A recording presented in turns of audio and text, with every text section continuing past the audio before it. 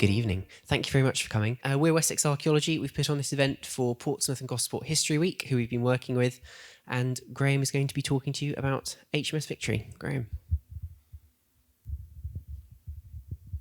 Right. Thank you very much, Sam. Good evening. Welcome to the second of this evening's talk, which is about exactly what it says on the tin, the timber marks of HMS Victory. Work that has been done in the last few years on them, and what they tell us, and perhaps also what they don't tell us about Victory and about the Dockyard. I'm presenting to you tonight, not, I should say, as a leading expert on the Victory, far from it, but as one of the specialist archaeologists who have carried out work on the ship in recent years. Now, as residents of Portsmouth and visitors to the historic Dockyard cannot fail to have observed, Britain's HMS Victory is going through a process of conservation and repair designed to ensure its survival into the future.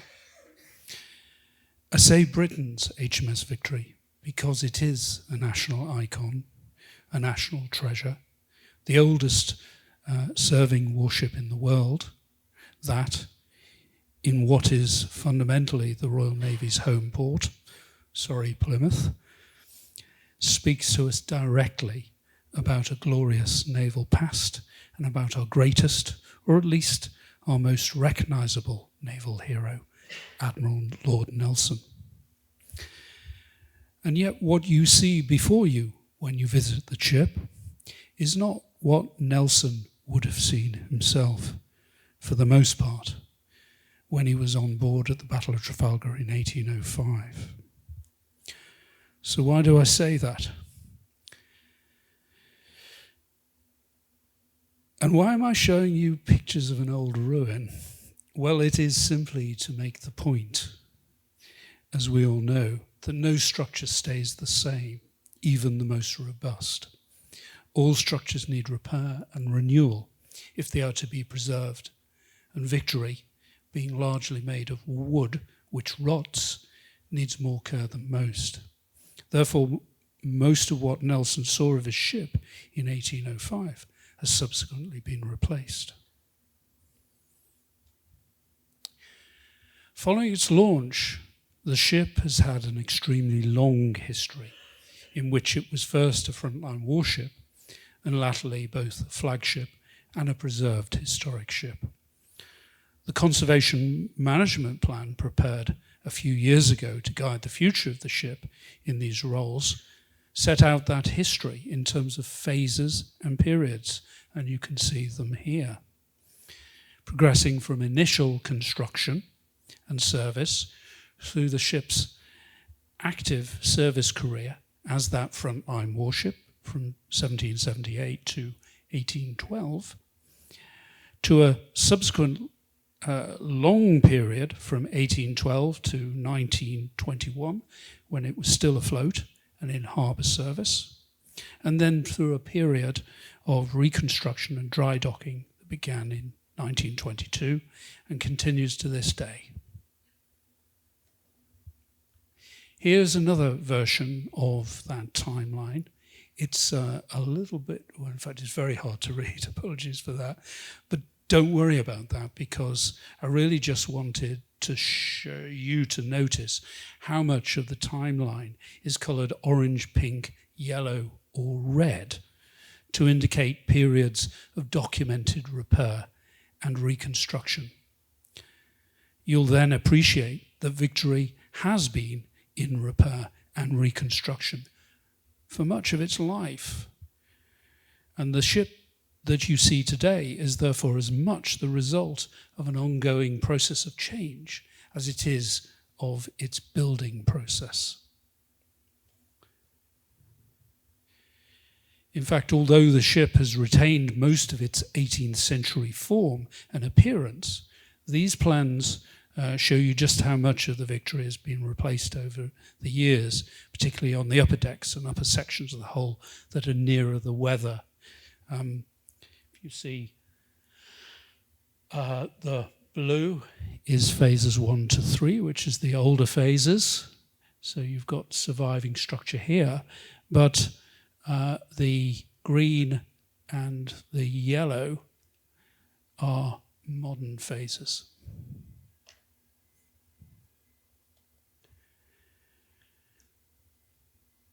Again, you can see that here. Phases 4A and 4B, the modern phases from the period 1922 to 2013.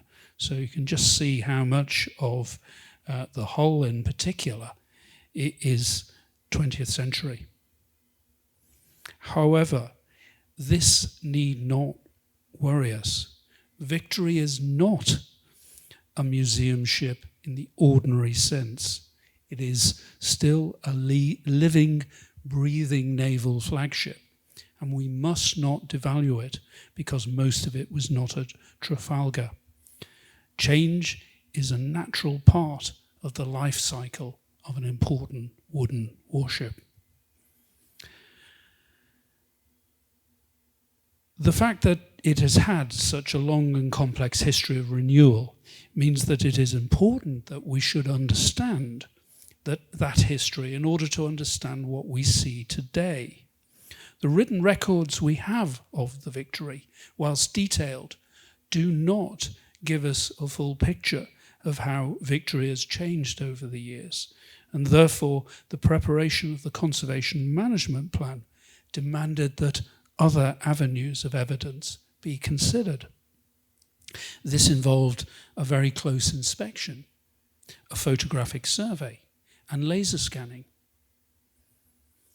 The archaeological technique of dendrochronology, tree ring dating, as well as what I'm going to talk about now, an onboard survey carried out for the National Museum of the Royal Navy of the historic markings on Victory's timbers, to see what they could tell us about the history of the ship and dockyard practices in the age of sail.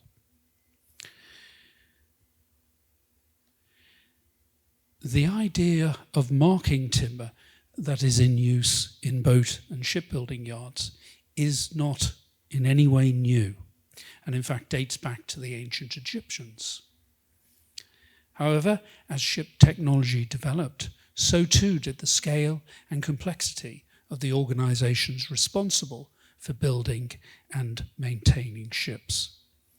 By the late 17th and early 18th centuries, the Industrial Revolution meant that the Royal Dockyards were becoming large-scale industrial complexes responsible for the building, the repair, the supply, the maintenance, and then finally the breaking up of many different types of naval vessels. And the huge quantities of materials required by the dockyards to sustain this resulted in both formal and ad hoc management systems being developed to control their procurement, their storage, and their use. As a result, the marking of timber became much more common, and not just with shipwrights marks relating to the process of construction, but also to the management of the timber both before and after it had come into the dockyard.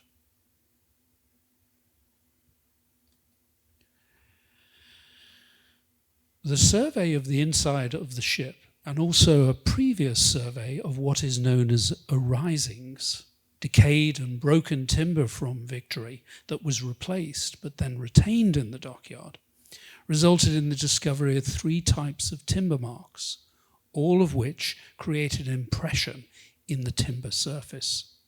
Firstly, there were carvings cut with hammer and chisel, which this is one. Secondly, there were stamps made with a die stamp and a hammer. The classic broad arrow indicating that something belonged to the Royal Navy was typically made with a stamp. And examples of these stamps have been found in the wheelwright's shop at Chatham Historic Dockyard.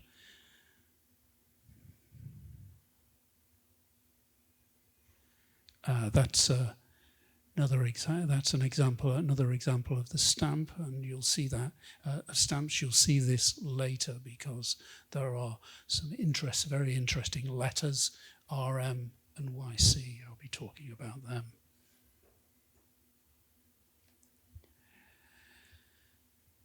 Thirdly, and far more numerously, were the race marks. Incised marks made with a very specialist knife that you can see here, a race knife. This knife, also known as a timber scribe or scoop knife, was used by many trades, including by coopers and in the lumber industry.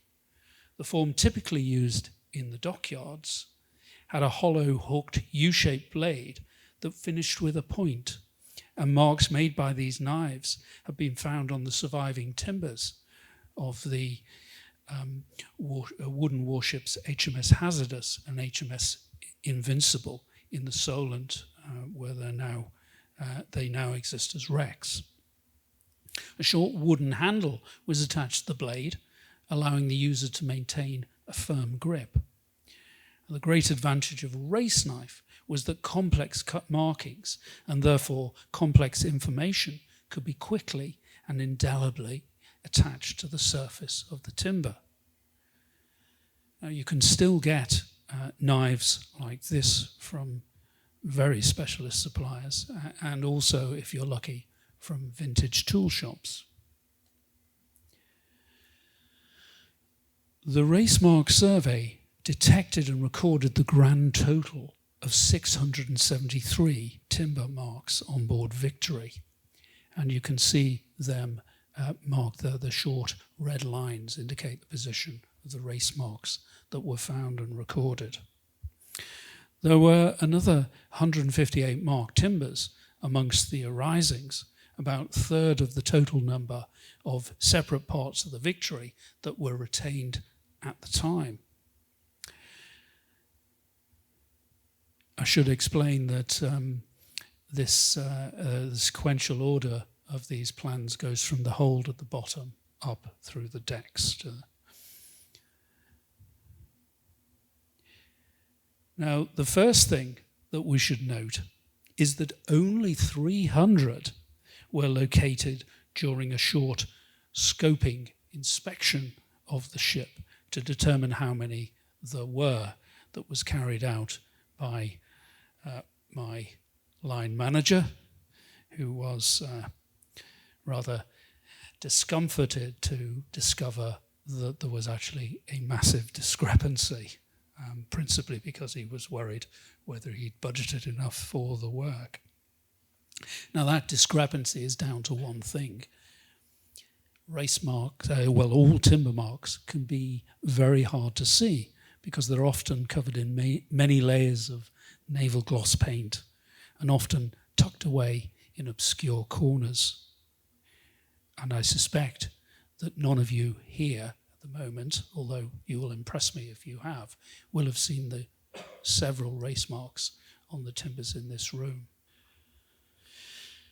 And I think that there must be many otherwise very observant visitors to the ship who go away without noticing a single one.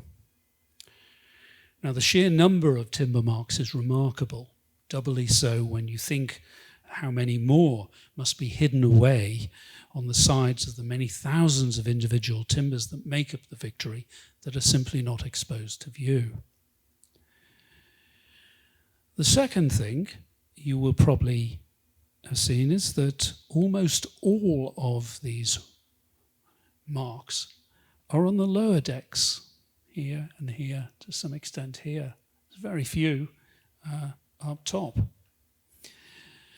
The lower deck and the all up between it and the hold. And the reason for that is simple. The timber marks almost all predate 1922, and we know that most of the timbers on the upper decks, more exposed to the weather, date from after 1922. And you can see in these plans the very clear correlation between where the marks are and the ship structure that was in existence before 1922, which is coloured blue.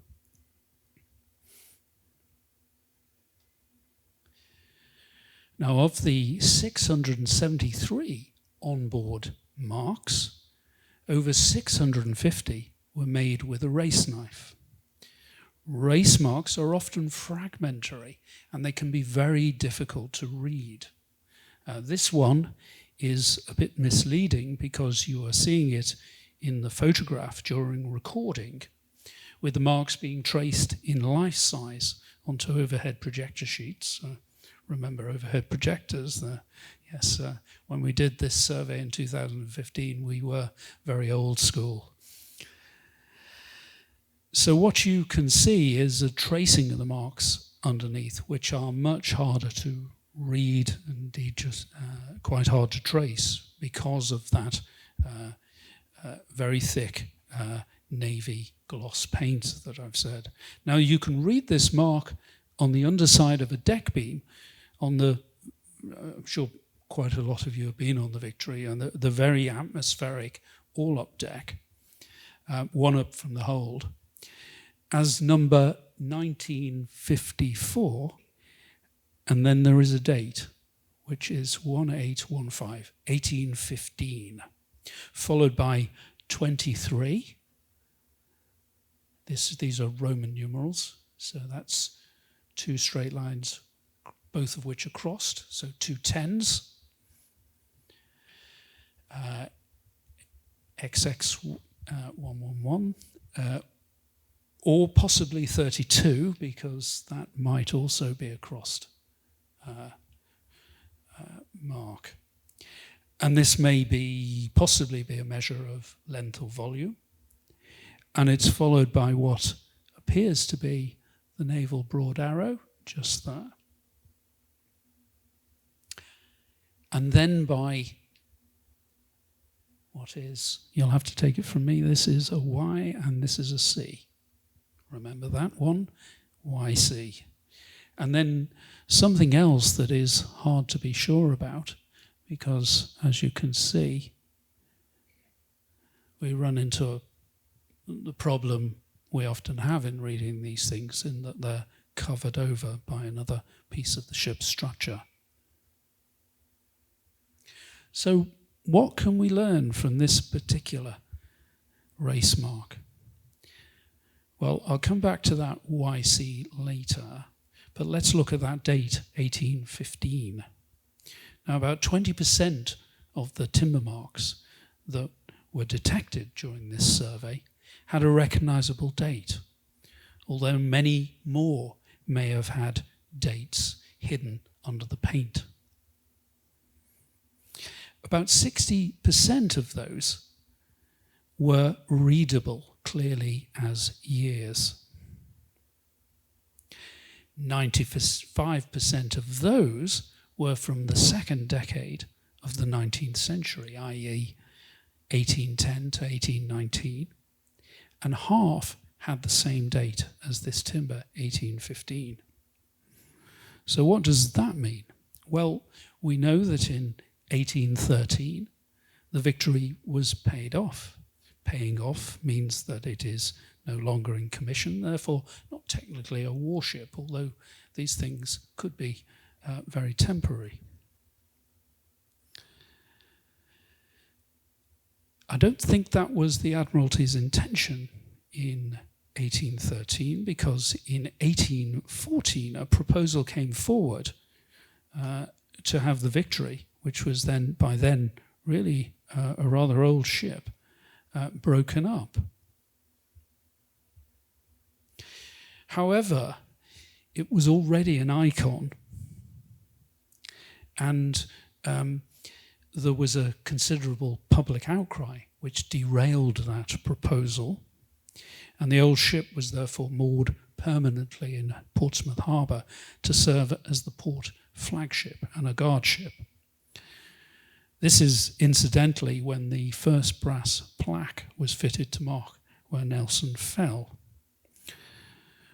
Although I'm not sure that it's the same brass plaque that my wife's mum gashed her head on and bled all over when she tripped on deck during a visit a few years ago, as we constantly remind her she fell where Nelson fell. At about the same time, some major repairs were undertaken, with over £79,000 apparently being spent on modifying the bow and making extensive alterations to the orlop deck, amongst other things. And it's therefore likely that this deck beam was one of the new timber structures introduced into the ship at about this time in 1815 or later. Or is it? Because it's worth noting that the broad arrow mark could conceivably be a direction indication, in this instance, I think, for forward or up. And perhaps it's linked to the number, 23 up, or forward perhaps. And could this have guided the shipwrights in where to fit it or where to replace it after it had been taken out? Don't know. Nothing is entirely certain. Now, the earliest timber mark that we have from the ship is possibly this one, found by my colleague Dan on one of the arising timbers during a previous survey. He has suggested that the 78 on the upper line, 7 and 8, is 1778, that the P there stands for Portsmouth, and then the number 14, 1, 4, may indicate the frame or ship rib number. In that year, Victory fought the French at the First Battle of Ushant under Admiral Keppel and sustained light damage that required repairs to its upper hull in Plymouth. So this might tie in nicely with that episode. Portsmouth. It's Plymouth's turn to have done good work on the ship, if that is the case. However, the ship had the newfangled anti-rot and anti-fouling treatment of having copper sheathing attached to its hull below the waterline at Portsmouth in 1780. So the marked timber may have been put on the ship or in the ship at that time because it was found to be in poor condition. Alternatively, it's possible that this timber was fitted to the ship during the repairs carried out after the Second Battle of Ushant in 1782, or the large-scale repairs carried out in 1788, the cost of, I'm told, over £37,000. And we must be careful in assuming that the year on a race mark is the year that it came on board the ship. Timber could hang around for a few years seasoning in storage until it was needed. Now this race mark dated 1812. You can see the numbers, I think, there. And you'll see, well, is on the orlop deck on the side of a lodging knee, which is an L-shaped wooden bracket attached horizontally to the forward face of a deck beam here on the starboard side near the stern to reinforce the beams, the deck beams attachment to the hull, helping to give the hull much greater overall strength. Now this photograph is taken below, so what's immediately apparent is that the race mark is upside down and therefore not applied after the knee had been fitted, nor intended to convey any useful information by that point in time.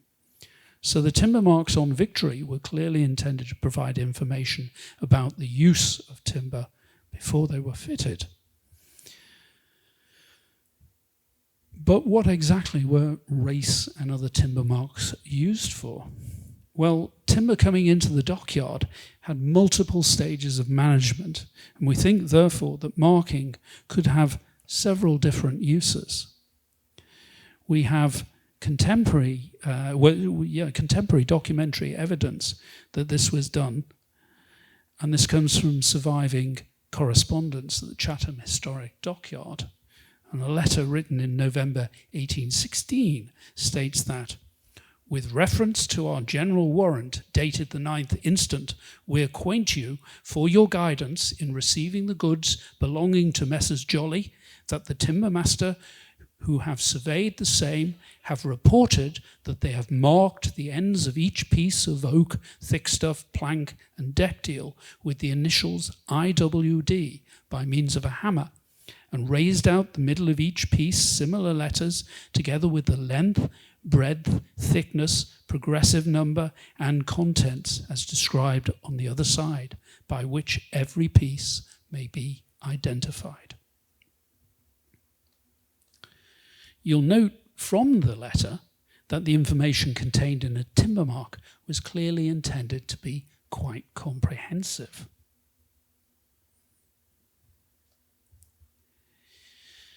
If we go back briefly to the race mark I showed you previously, you'll see that as well as the date in the middle, 1815, there is what is probably that progressive number identifying the individual piece of timber on the left, number 1954, as well as what is quite possibly a measurement on the right. Now, in addition to being used to confirm that the timber had actually been supplied and in the correct form and size, and presumably also to protect it from then simply disappearing out of another dockyard gate, the timber could also be assigned and perhaps supplied for particular vessels. This is perhaps my favourite example of timber that has been marked up to ensure that it got to the right ship. If you look closely, it's from a deck beam arm, also known as a fork. You can see the distinctive shape intended to strengthen the beam at a critical point amidships here. If I can find it, there and there, you can see it's forked. There are no tracing sheets in place here, but you can clearly see the words Victory Fork. This fork had to be particularly strong, so the dockyard would have gone to great pains to ensure that the correct shape of timber was supplied and selected. Once selected, marking it with the name of the ship ensured that it wasn't diverted for some other purpose. The name of the ship, Victory, features on quite a few of the race marks, suggesting that it was common practice to assign pieces of timber to individual ships. However, it should be remembered that work to renew the ship might involve removing and then refitting timbers, particularly deck structure, in order to get at places that they were blocking access to. And to ensure that they went back in the right place, it's likely that they would have been individually marked. So we should avoid assuming that race marks were only applied to new timber. This image also gives you an idea of what the very clearest and most intact race marks looked like. Most are at least partially obscured by paint or fragmented by the process of converting or working the timber to produce the final shape and surface finish required to fit it in the ship.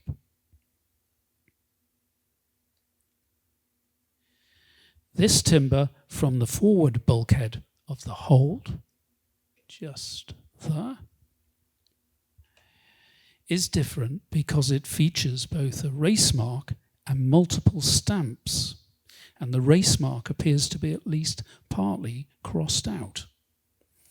The multiple stamps suggest that they may have been applied over an extended period, that the timber may have been inspected in storage and perhaps checked against the inventory several times.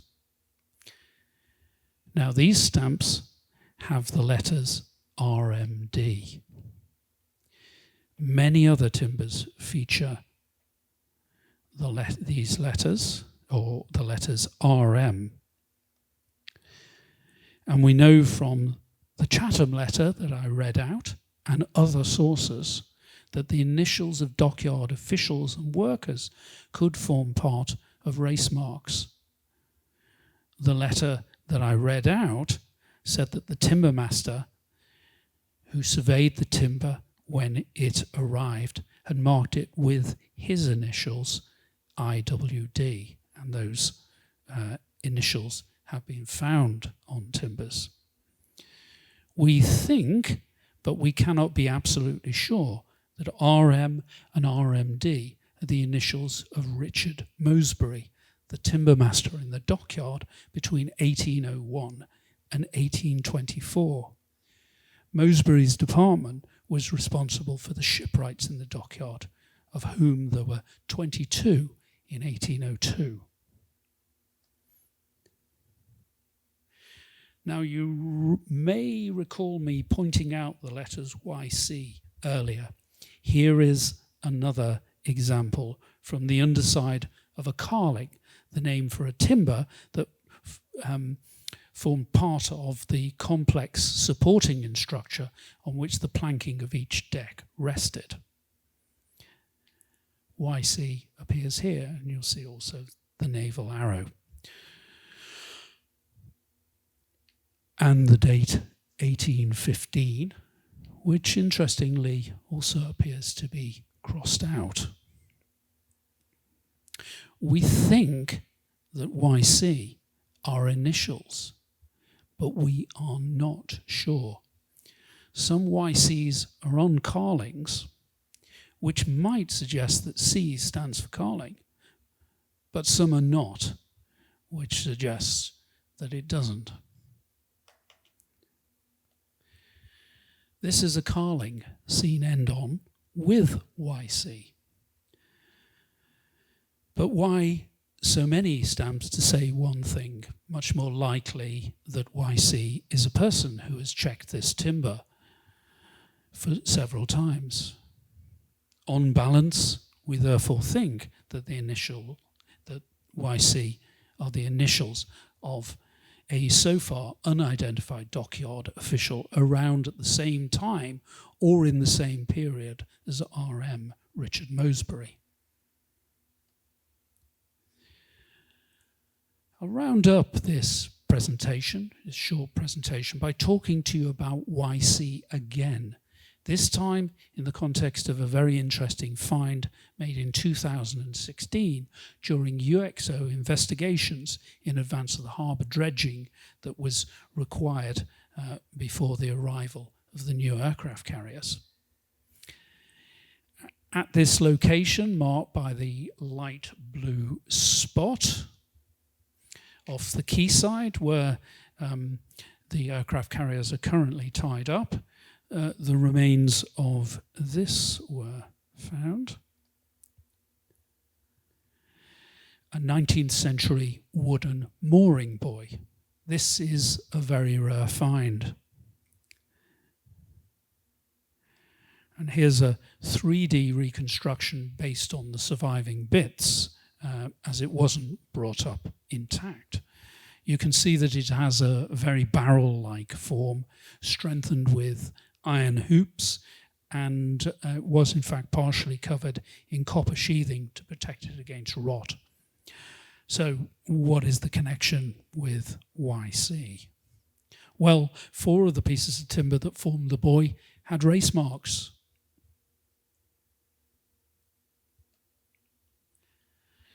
The broad arrow appears, indicating naval property, and 2 have dates, 1811 or 1819 and 1823.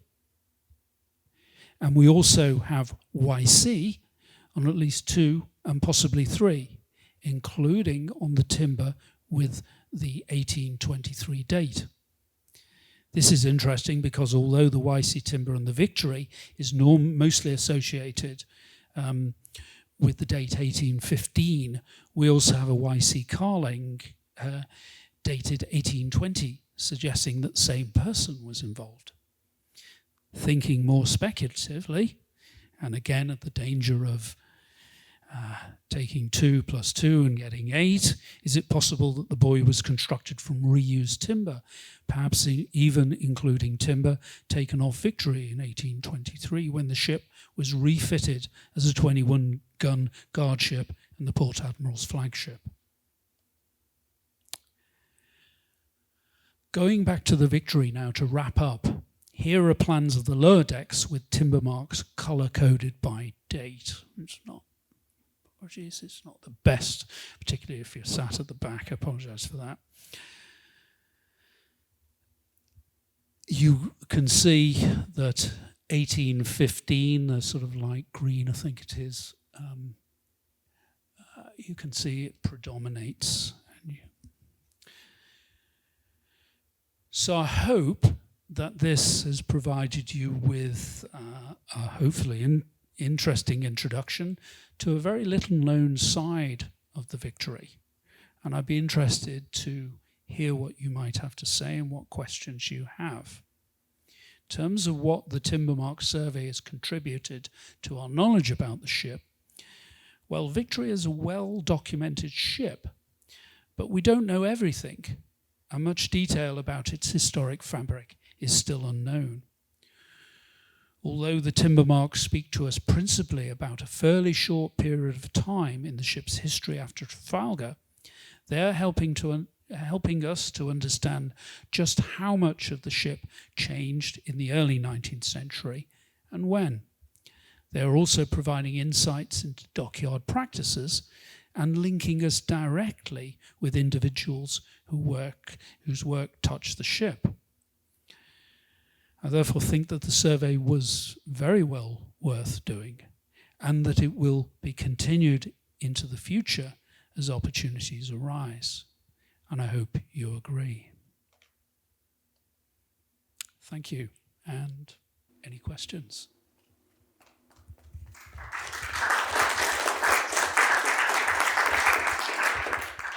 Are race marks still used on what's in the Victory now?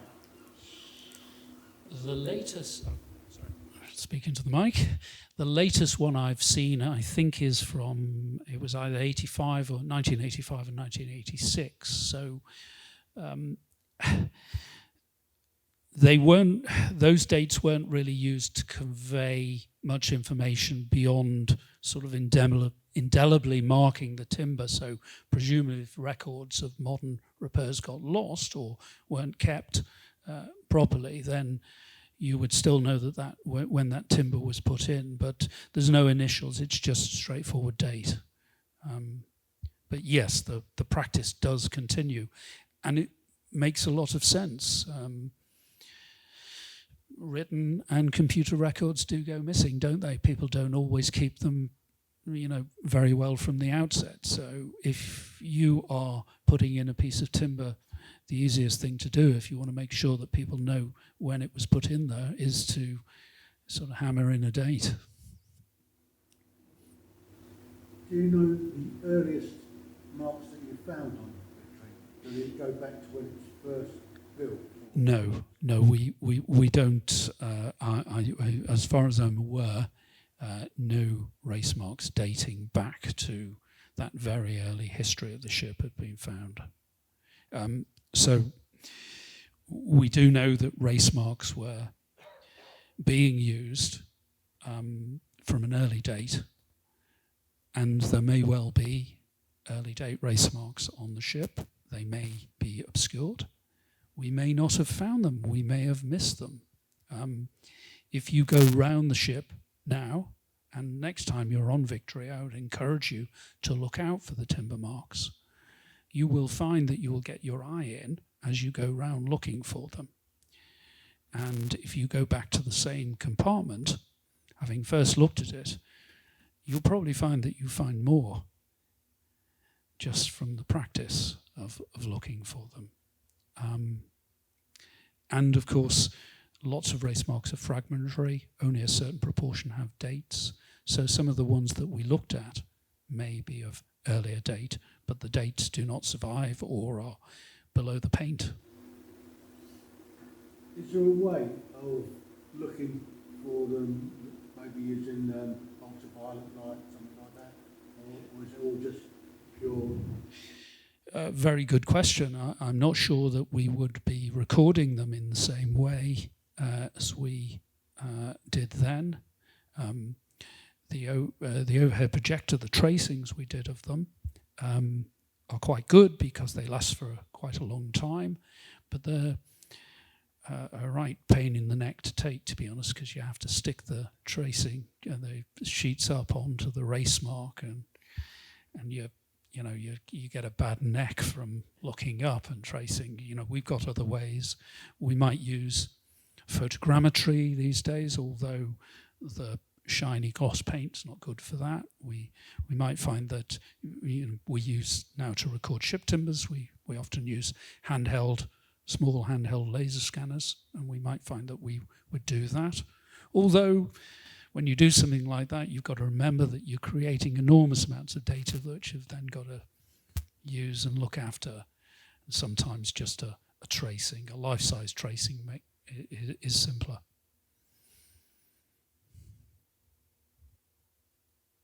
Anyone else? I've exhausted you. Okay. I should just say what a tremendous honour it was actually to conduct an archaeological survey on board the Victory. It's something that will be a highlight of my career when I finally retire. Well, that's what people say to me when you finally retire.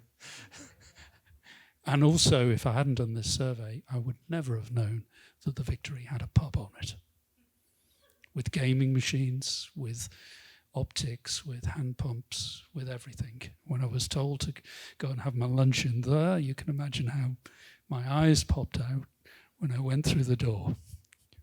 Anyway, thank you.